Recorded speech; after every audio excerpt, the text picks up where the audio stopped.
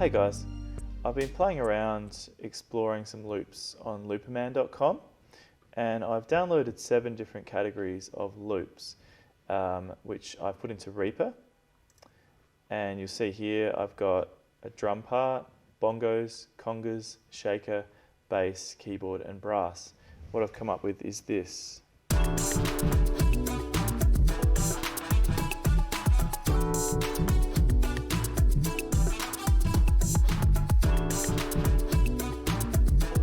Now what I've done is I've highlighted those 4 bars and I've turned on looping, so that way when I listen to it, it will loop over and over. Then what I like to fiddle around with is just trying some different layers out. Let's start with the keyboard and the shaker. And let's bring the bongos in as well.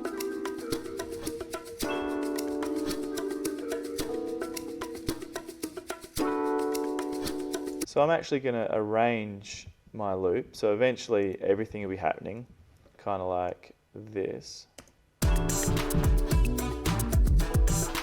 You know, you could think of that as the chorus, but before we reach that point, we want to build it up bit by bit. So those ones I'd mentioned, bongos, shaker and keyboard. And the first channel of that was bongos. I'm going to click on the bongos after having just Control C that. Control V that, and check this out.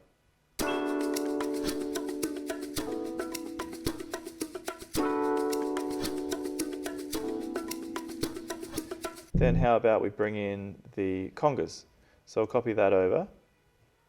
Let's just do a few copies of those loops there. And let's grab these congas. I'll hold Control and I'll drag them over to this point.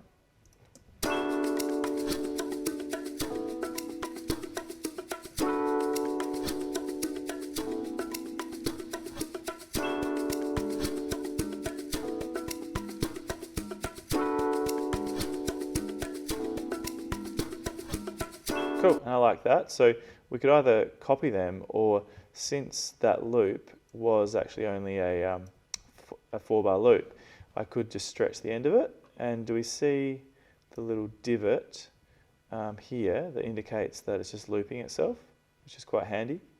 You might notice my shaker sample was actually only a 1-bar sample, but I've looped it for 4 bars. On the other hand, my bass sample was actually like 16 bars long, but I've actually just said, oh, I'll only keep 4 bars of it. And likewise with my keys. So I've decided just to make it into a 4-bar loop, but some of my pieces were bigger or smaller, and I've just sized them appropriately by splitting them. All right, so let's have a listen to what we've got.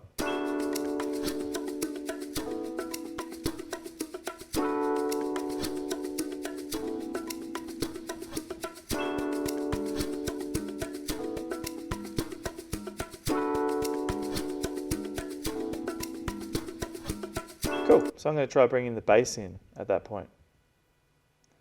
I've accidentally got 2 things highlighted, so I will Control Z that, and I'll just click on the bass and grab that one there.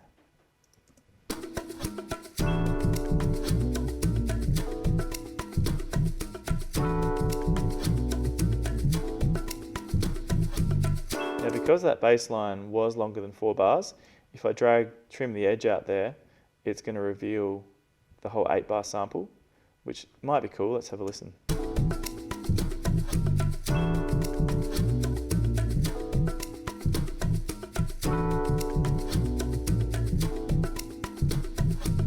It's actually probably the same 4 bars again, but just to teach you how to do this, if I actually right click on, I'll select those 4 bars, right click there, and do render, where are we? Glue items within the time selection. And now that glued item can actually be stretched as a 4-bar item. Okay, so, but in order to do that, I did have to glue it just to, because this clip over here still remembers the remaining bars behind there. Whereas once I glue it, it becomes a unique item. Anyway, next we might want to drop the drums, hey? So let's, or no, let's go to the brass first. So we'll bring this brass clip across here, and let's give that, you know, a bit of a Guernsey for 8 bars. These ones here, we can, if I just split them all at that point, it becomes easy to use my right mouse button and draw a box around there and copy those and paste them, starting with the bongo track at that point. Now there, we might repeat those 8 bars. I've got something sitting over here, delete that. I'm going to grab these 8 bars and copy them. And at bar 31, what I should have done, guys, is made sure when I pasted that the bongos track was selected. Of course, I could have fixed it just by vertically sliding. But at 31, we want our drums to drop. So let's hold Control and drag that across to create a copy of it. And just trim that out, and it makes a loop of itself. At that point, you might say, hey, let's let the brass and the keyboard go by themselves.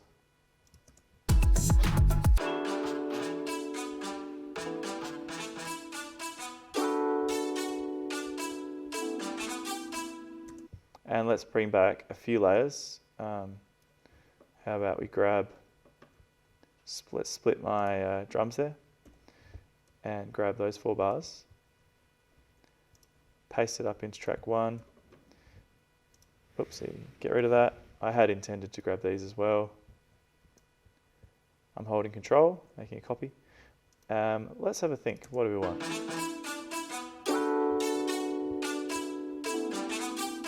Let's leave out the bongos. Let's try those tracks. Let's try leaving out the shaker.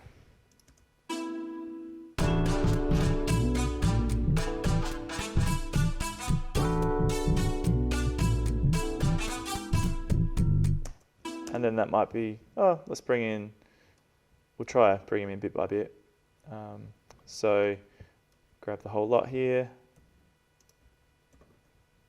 put it on track 1, just get rid of the drums.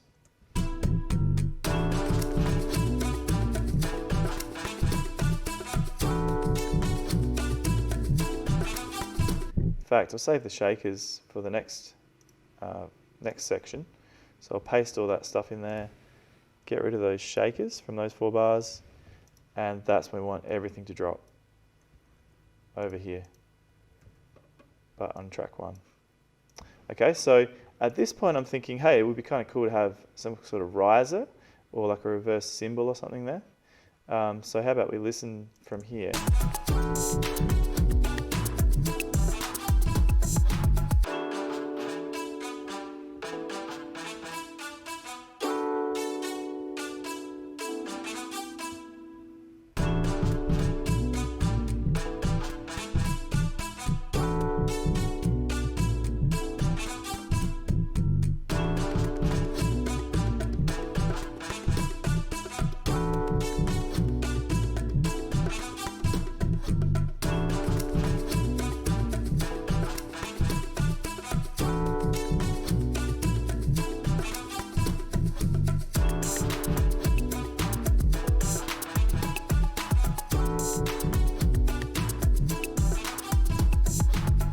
You know, so that's pretty much an arrangement that goes for, you know, roughly 2 minutes.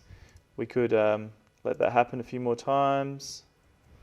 Consider a few other changes we could make. We might drop things out, you know, might remove the brass for a bit, you know, and let it sort of fade out to nothingness.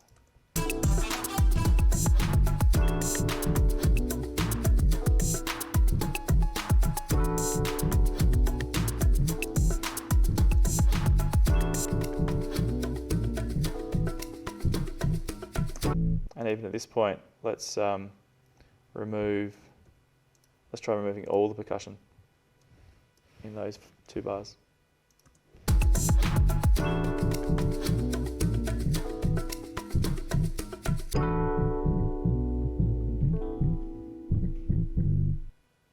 You know, that could be a pretty good ending to it. I might just put a slight fade on the end there, on both tracks. and you could do the same on these here, and even the drum track, possibly.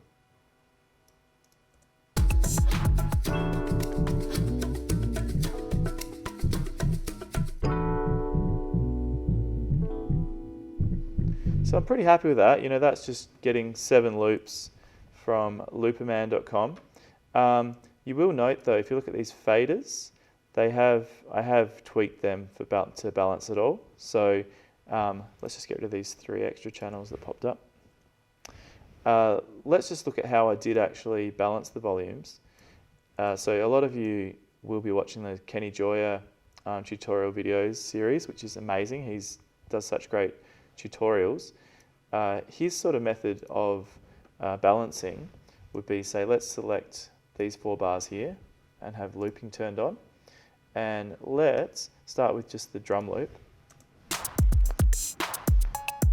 and bring in the bongos.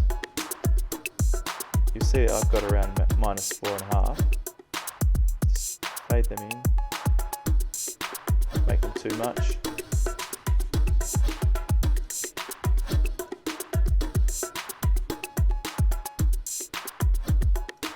That does feel like a good balance to me. Let's try balancing the shaker.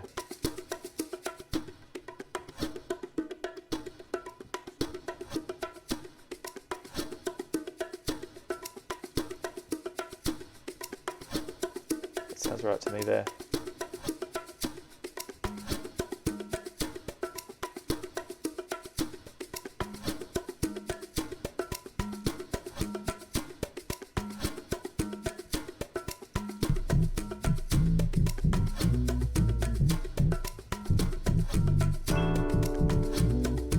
So I had to boost that keyboard quite a bit.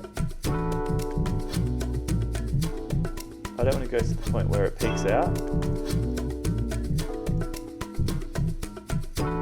You see my master's peaking out a bit, and this peaked out here.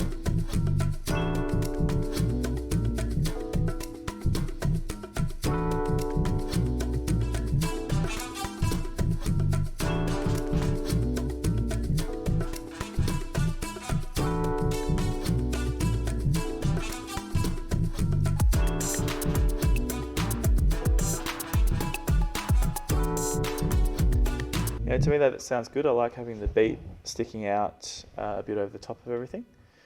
Once you're happy with that, then just listen to your arrangement again. So I'm going to hit play on that. That's really it for the video, just to give you an idea of how you can just take a 4-bar loop or 4-bar set beat and create an arrangement from it. So enjoy.